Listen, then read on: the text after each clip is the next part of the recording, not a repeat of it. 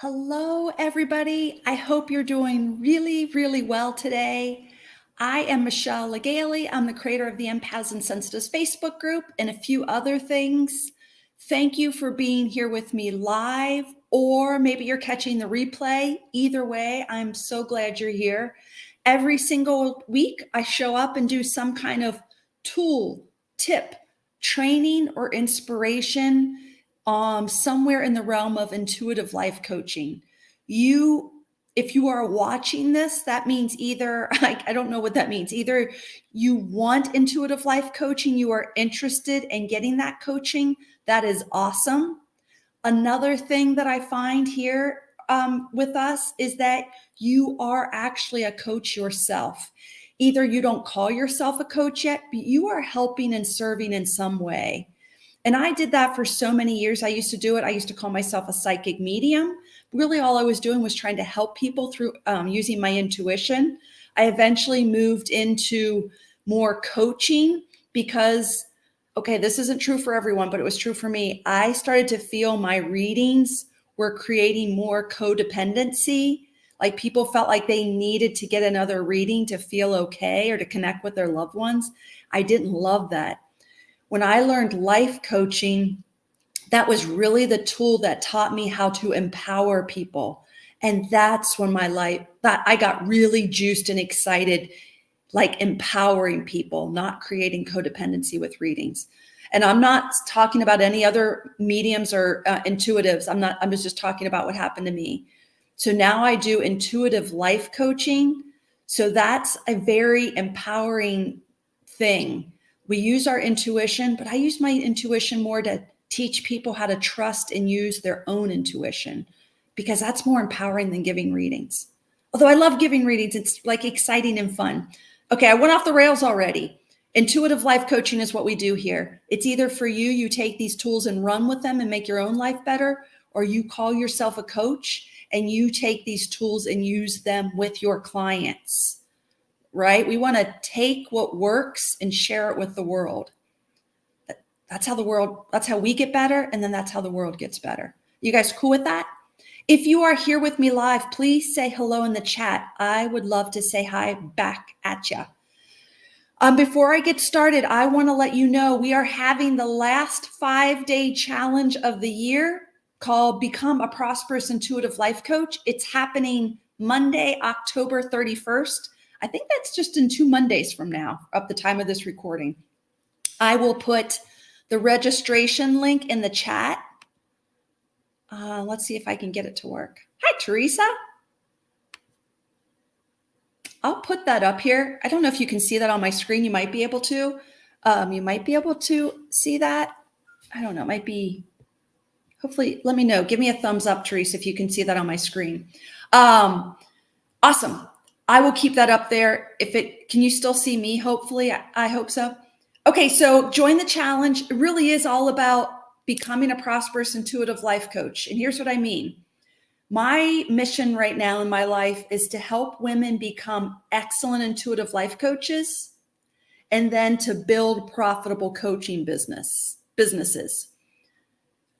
You becoming an excellent intuitive life coach, honestly, is the easy part. It doesn't take that long. You're already wired to help and serve people. Most people just need structure and tools and techniques. And once you start to practice that structure, tools, and techniques, becoming a really good coach happens pretty quickly. The challenging part is the part we're not wired in, and that's business. Marketing, how to put yourself out there, all the inner work required about like actually putting yourself out there, and fear of rejection, fear of imposter syndrome, all this weird inner work stuff that actually shows up when we start to build the businesses. We're going to talk about all that during the 5-day challenge on October 31st. The challenge takes place every day at noon Eastern time, and you'll have to check your I know that's 9 Pacific, 10, I think Mountain Time, 11 Central Time, 12 Eastern Time, and 5 UK time. I think I did it. So check to see if that works for you. For the first time ever, you can join the challenge for free, which I've always done. This time we're doing a VIP experience for $37. And for that $37 VIP experience, you will be invited to come into my Zoom room to take the training. And then after the training that everyone gets, VIP people are going to get an extra 30 minutes of deeper training on that topic each day. And you're also going to have time to answer your questions and get coaching with me. So if you want the VIP experience, just click anything. If you want to do it free or the VIP experience, you click on the link. You will find it in the chat, in the comments, and then you can upgrade to the VIP experience if you want to. Okay, if you're here with me live, say hi in the chat. Hi, Barb. Hi, Teresa. And somebody is a Facebook user gave me the thumbs up. Thank you for being here. Okay, here's what we're doing today. We are reviewing what we did last week. So I'm going to do a quick review, and then I'm going to see how you're doing. Please let me know in the comments. Even if you're catching the replay, let me know. Okay, last week it was all about how to stop taking on other people's feelings, feeling their stuff, feeling their feelings, and it's influencing you in a way that debilitates you. We want to stay healthy. Okay, we want to be able to differentiate between our energy, our home frequency, and someone else's. Okay, so here are the 3 things I shared last week. A couple are tools and another one's a mindset. The first one I want you to think about, number 1, is notice when you think you're picking up on someone else's stuff. And notice if you're picking up on someone else's stuff, if you're actually trying to carry their stuff, or if your own stuff is getting triggered.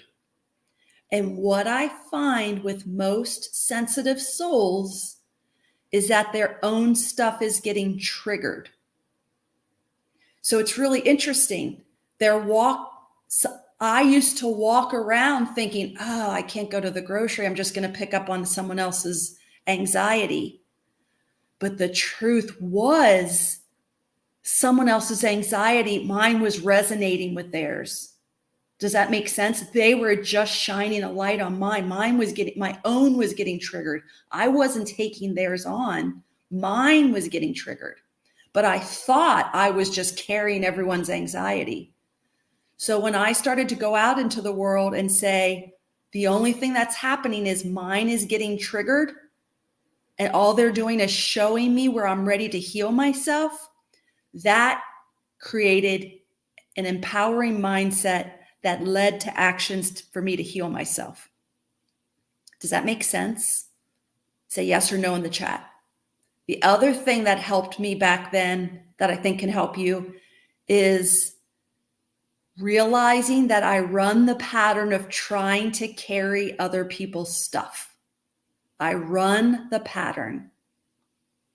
Because the truth is, we can't really carry someone's stuff. We can hold space for them. We can have compassion for them. But you trying to carry someone's stuff, it doesn't really work. Call me out if you disagree with that.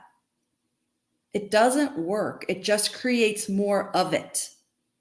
And it just teaches our kids a bad pattern. So we still want to be compassionate. We can't help it. And empathic, but not to a debilitating degree. Just to we don't want to be hypersensitive where it ruins it diminishes our health. We just want to be sensitive, be in balance. Okay, that was number 1. Number 2, this is another tool I'd like you to try. When you're out in the world or in your home and you start to feel something, just hit the pause button and say, wait a minute, does this belong to me or someone else? If it belongs to you, fine, deal with it, process it however you do. And if it belongs to someone else, if you believe it belongs to someone else, lovingly release it. Just say, I release and let it go. I send it back to where it belongs. And I always send it back in neutrality. It may have come into me as maybe like anxiety or a sad feeling or a heavy feeling, because I'm really quick to pick up those. We all, I think us as empaths, we pick up on the negative stuff very easily. So if it comes in as something negative or heavy, I don't want to say negative like in a bad way, a heavy, I loving release it with joy. I just send it back in neutrality. And mine always feels like it leaves me as a butterfly and it goes back out into the world. Okay, try that. And then the last tip I gave you last week was spend time with yourself every day, 5 minutes, 6 minutes, 7 minutes, 10 minutes. I find that this works really well first thing in the morning when I'm still laying in bed and I don't want to get out from under the covers because it's getting cold. I'll sit there, I close my eyes, and I just feel what it feels like to be me. And I do it in a energy of curiosity, like, oh, this is who I am. Oh, this is how I feel, without any static or strings attached to me. Oh, this is who I am, just me. Oh, and today I did it. I went, and what does it feel like when I focus on my higher self? Do I feel different? Oh, that's cool. And what does it feel like when I actually shine light on my soul and just feel me as a soul? Oh, that's cool. And I did this morning. And what's me as a mother when I focus on being a mother? Oh man, that feels so different than me as a soul. And I just played around with all the different things to focus on that are a part of me. And that really helped me build my me muscle, my home frequency, me knowing me. And the importance of that is that consciousness gets really strong. And then when you go out into the world, it becomes very obvious when something's not you because you're so conscious of you being you. Did that make sense? Yes or no? Type it in the chat. Okay, so that's a review of what we did last week. I hope that helps you again this week. Did anybody practice it? How did it go for you?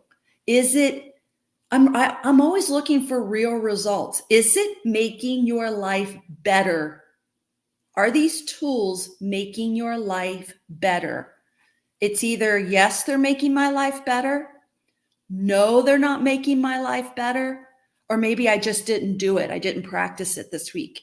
And there's no shame in it. It's just like, know yourself. Awesome. Barb said, yes, yes. Somebody else said, yes, thank you. You're welcome. Okay, I'll leave it. Does anybody have any questions about these techniques? Type it in the chat if you have a question.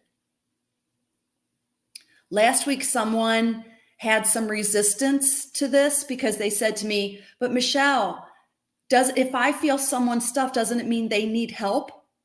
And that just screams healer, helper, light worker to me, because that's just how we operate. And I think that's awesome. And here's the truth.